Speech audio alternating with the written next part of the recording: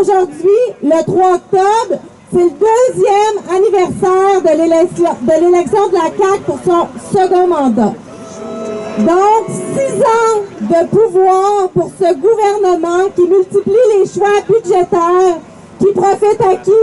Aux entreprises privées, puis qui dilapide les fonds publics pour soutenir à hauteur de 7 millions de dollars les riches propriétaires d'un club de hockey des États-Unis.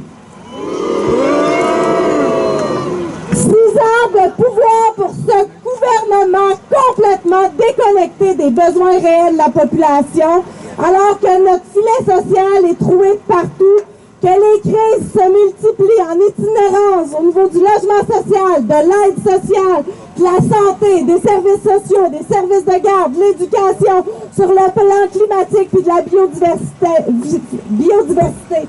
La fiscalité, elle doit servir à redistribuer la richesse, pas à financer des clubs sportifs milliardaires, ni des entreprises privées, des multinationales sur le bord de la faillite comme Nordvolt, ni des 3e liens autoroutiers entre Québec et Lévis.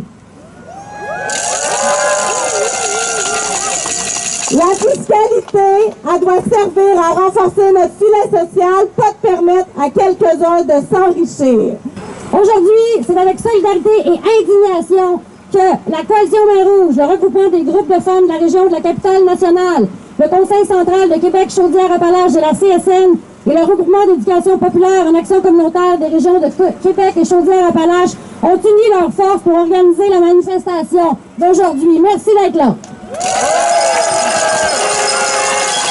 Justice fiscale! Justice sociale! Justice fiscale! Justice sociale! Il y a une crise sociale en cours, crise du logement, crise de l'itinérance, crise de l'aide alimentaire. Une crise qui rend encore plus difficile pour une part grandissante de la population de combler ses besoins de base. Et ça, c'est une atteinte majeure aux droits sociaux.